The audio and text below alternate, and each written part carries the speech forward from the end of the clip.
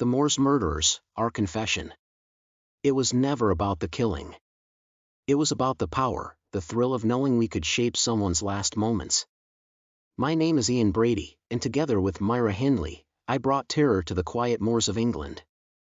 We weren't born monsters, but something inside us twisted, fed by our shared fascination with control. I met Myra at Millward's Merchandising in 1961. She was drawn to me immediately, and I to her. It wasn't love, not in the way most would define it, but it was a connection. She would do anything to please me, and I needed someone who could keep up with my desires, no matter how dark they became. I shared my obsessions with her, Nietzsche, the Marquis de Sade, the idea that we were superior to others, that we had the right to do whatever we wanted. She embraced it all, feeding my ego and fueling our fantasies. It began in July 1963 with Pauline Reed, a 16-year-old girl who trusted us enough to climb into our van. Myra played her role perfectly, the kind, concerned woman offering a ride. I sat in the back, silent, watching, waiting. We lured her to Saddleworth Moor under the guise of helping us find a missing glove. Once there, I attacked her.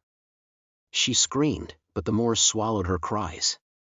I forced her to the ground while Myra watched, her eyes cold, detached. When it was over, we buried her under the earth. We didn't stop there. John Kilbride, 12 years old, was next. Then Keith Bennett, Leslie and Downey, Edward Evans. Each time, the pattern was the same.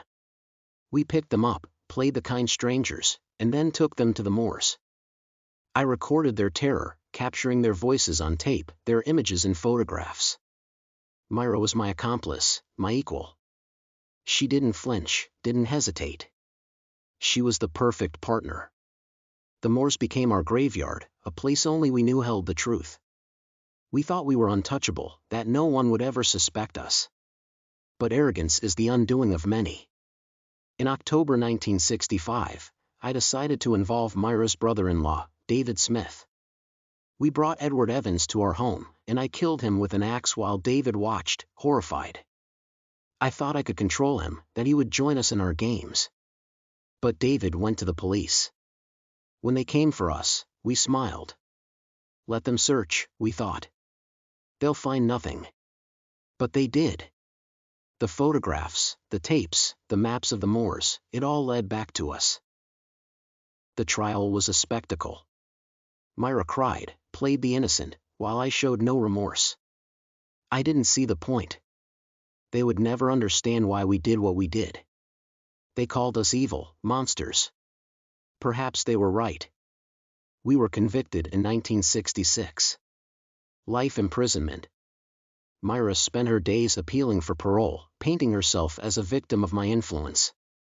But I knew the truth. She was just like me. She died in 2002, and I followed in 2017, both of us leaving behind a legacy of fear and unanswered questions. We are Brady and Myra Hindley, the Moors Murderers. We turned trust into terror, innocence into anguish, and the moors into a place of nightmares.